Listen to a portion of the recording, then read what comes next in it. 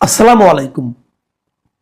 প্রিয় দর্শক, আপনারা জানেন আমি কালকেও একটি ইঙ্গিত দিয়েছিলাম যে গণভোট নিয়ে ইদানিং বেশ তোড়জোড় শুরু হয়েছে।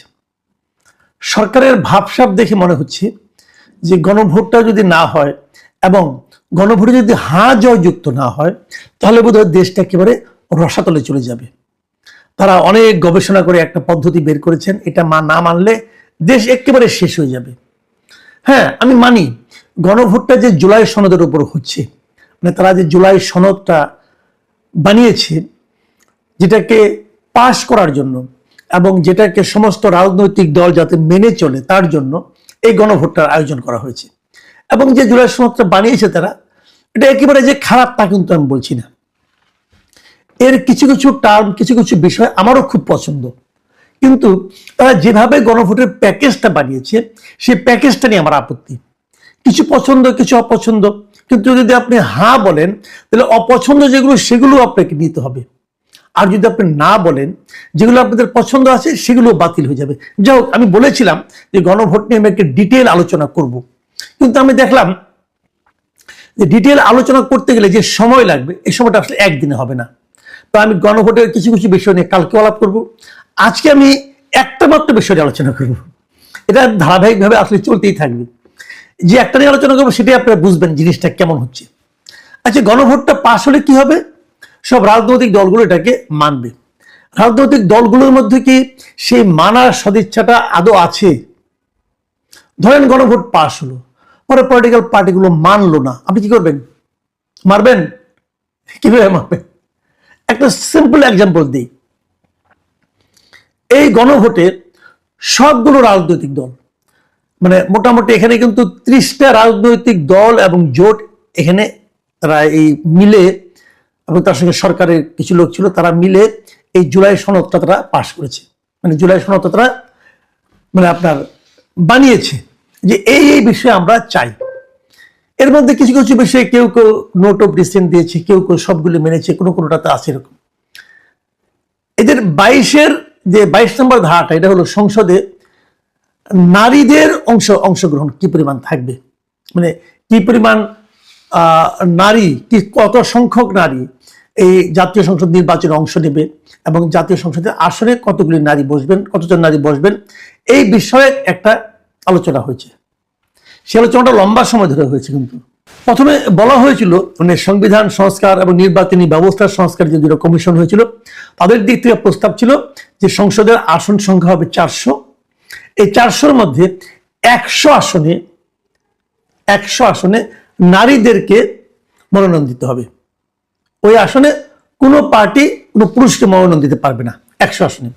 এবং এইবার যে 100 আসনে নারীদের মনোনয়ন দেওয়া হবে, আগামীবার এই 100 আসনে দেওয়ার বাধ্যবাধকতা থাকবে না, অন্য 100 আসনে বাধ্যতামূলকভাবে কেবল নারীদেরকেই মনোনয়ন দিতে হবে।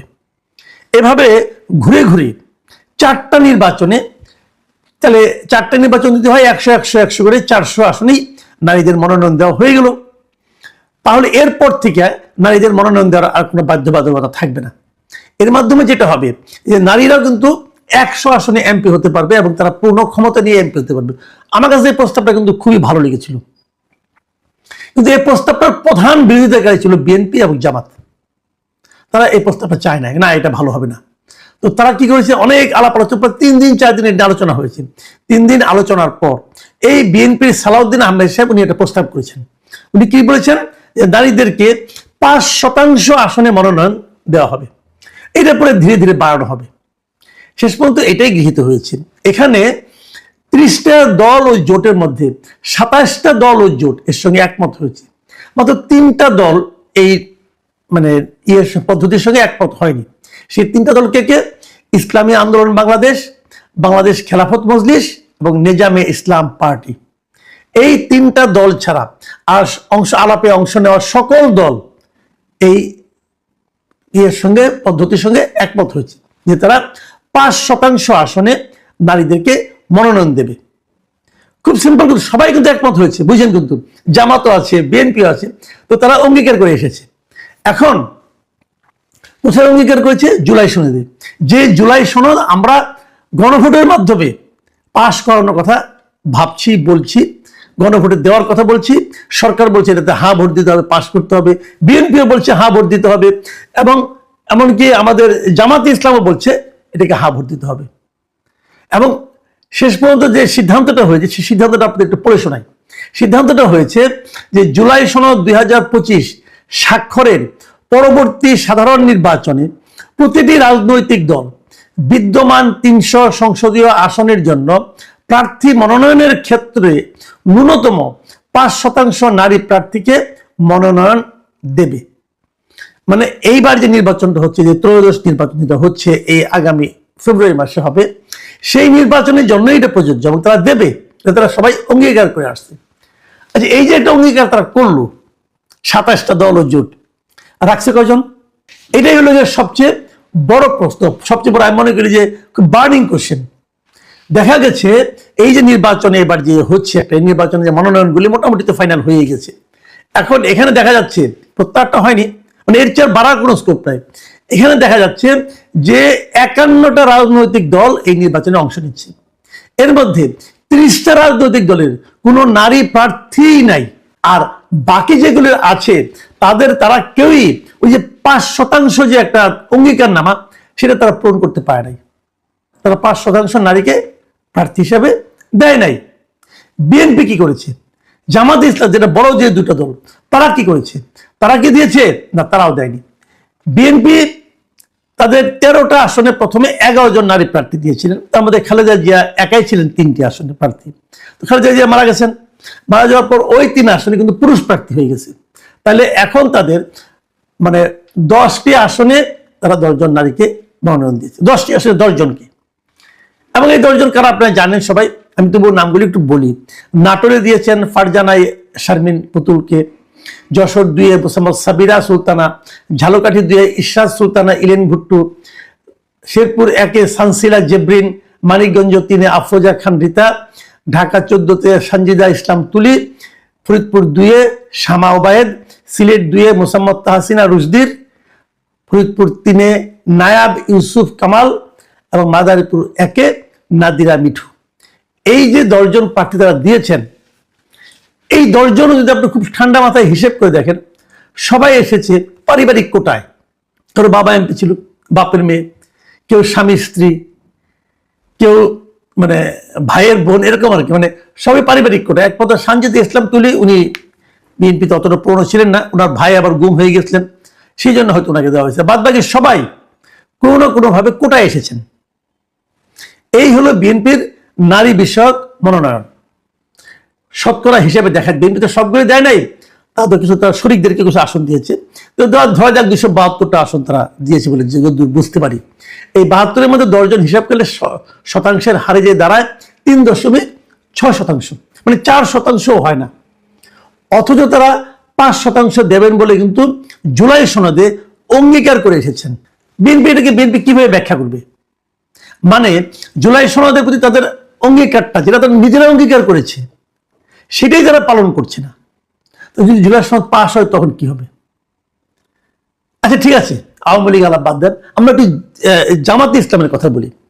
জামাতে ইসলাম তো মানে তারা কিন্তু জুলাই সনদ নিয়ে সবচেয়ে সোচ্চার।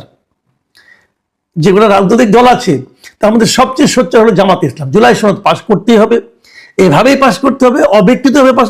আচ্ছা ভাই, পাস যে করবেন আপনি এটা মানবেন কিনা সেটাকে বলেন না ভাই। যদি আপনার ক্ষমতায় যান মানবেন।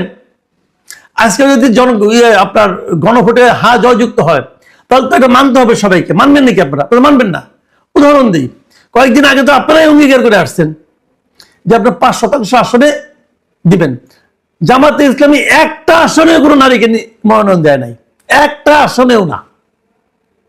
মানে আমি যদি বলি যে অঙ্গীকার ভঙ্গের প্রতিযোগিতায় জামাতে ইসলাম চ্যাম্পিয়ন, তাহলে কিন্তু খুব একটা ভুল বলা হবে না।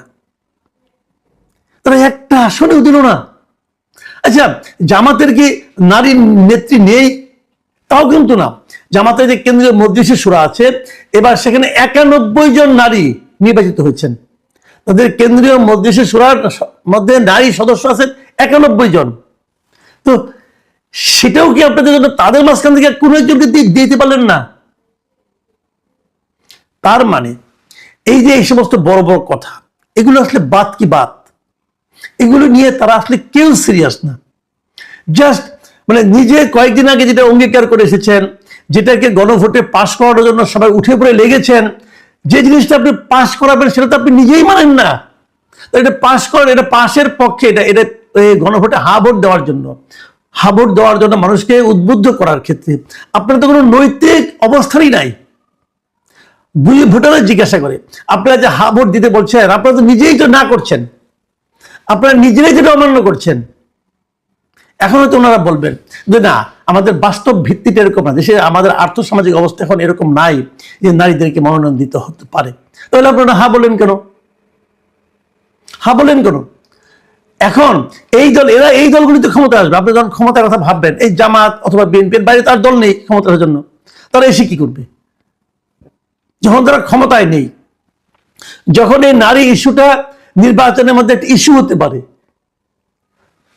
মানুষ প্রশ্ন করতে পারে যে আপনি তো বলেছিলেন দিবেন 5%, আপনি তো দিলেন না।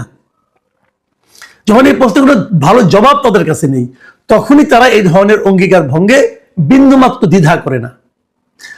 আর যখন তার ক্ষমতায় চলে যাবে, তখন তো তাদের 5 বছরের জন্য জবাব দিতে নাই রে ভাই। তখন তারা এই সমস্ত আরো যে সমস্ত জুলাই সনদ আছে তার কয়টা মানবে? যে জিনিস মানবেন না আপনারা, যে জিনিস মানছেন না আপনারা, সেই জিনিসটাকে পাস করানোর জন্য, হা ভোট দেওয়ার জন্য এত কোটি কোটি টাকা খরচ কেন করছেন? মানুষকে কেন এত পেইন দিচ্ছেন? এই প্রশ্নের জবাব কে দিবে, কিভাবে দিবে, কি দিবে, এটা আমি বলতে পারবো না। আমি কেবল হতাশাই ব্যক্ত করতে পারবো। প্রিয় দর্শক, এই হচ্ছে আমাদের দেশের রাজনীতিবিদদের, রাজনৈতিক দলগুলোর চারিত্রিক বৈশিষ্ট্য। এই হচ্ছে অঙ্গীকারের প্রতি, নিজের করা অঙ্গীকারকে বৃদ্ধাঙ্গুলি দেখিয়ে উড়িয়ে দেওয়ার, অবজ্ঞা করার, পদদলিত করার মানসিকতা। এরাই আমাদের দেশে আগামীতে রাষ্ট্র ক্ষমতায় আসবে। কে আসবে? বিএনপি আসুক অথবা জামাত আসুক, এরাই তো আসবে। কে আসবে? যারাই আসবে, এই হলো তাদের মন মানসিকতা। প্রিয় দর্শক, এখন নতুন করে কি পড়ার আছে ভাবুন আপনারা। এই কাদের পাল্লায় আমরা পড়েছি। আল্লাহ হাফেজ।